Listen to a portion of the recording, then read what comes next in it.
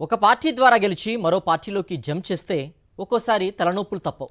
జరుగుతున్న పరిణామాలతో పదవి ఉంటుందా ఊడుతుందా అనే టెన్షన్ ఆ ఎమ్మెల్యేను గందరగోళానికి గురిచేస్తోంది. స్పీకర్ నుంచి నోటీసులు, గెలిచిన పార్టీ నుంచి ఇబ్బందులు నిలవనీయడం లేదు. అధికార పార్టీలో చేరినా ఫలితం లేకుండా పోయిందనే బాధ వెంటాడుతోంది. ఇంతకీ ఆ ఎమ్మెల్యే ఎవరు?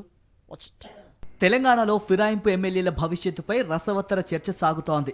సుప్రీంకోర్టు ఆదేశాల మేరకు బీఆర్ఎస్ నుంచి కాంగ్రెస్లోకి ఫిరాయించిన 10 మంది ఎమ్మెల్యేలకు అసెంబ్లీ స్పీకర్ నోటీసులు ఇచ్చి వారి నుంచి వివరణ తీసుకున్నారు. స్పీకర్కు ఎమ్మెల్యేలు ఇచ్చిన వివరణపైన బీఆర్ఎస్ ఎమ్మెల్యేలు మరోసారి స్పీకర్ కార్యాలయంకు వెళ్లారు. 10 మందిలో ఎవరూ బీఆర్ఎస్లో లేరని, అందువల్ల వారిపై అనర్హత వేటు వేయాలని కోరారు.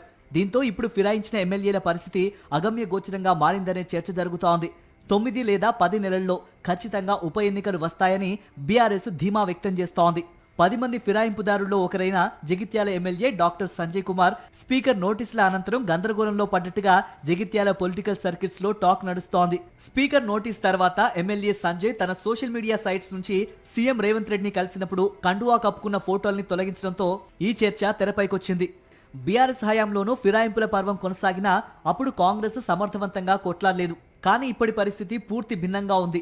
బీఆర్ఎస్ ఏకంగా సుప్రీంకోర్టులోనే కేసు వేసింది. స్పీకర్ కార్యాలయానికి ఆదేశాలు ఇచ్చేలా చేయగలిగింది. జగిత్యాల ఎమ్మెల్యే డాక్టర్ సంజయ్ కుమార్ ముఖ్యమంత్రి రేవంత్ రెడ్డిని కలిసినప్పుడు కండువా మెడలో ఉన్న ఫోటో తనకు ఇబ్బందిగా మారుతుందేమోనన్న ఆందోళనతో వాటిని సోషల్ మీడియా నుంచి తొలగించడం హాట్ టాపిక్ గా మారింది. మరోవైపు సంజయ్ కు చిరకాల ప్రత్యర్థి అయిన ఎమ్మెల్సీ జీవన్ రెడ్డి ఎమ్మెల్యే అడుగుల్ని జాగ్రత్తగా గమనిస్తున్నారు.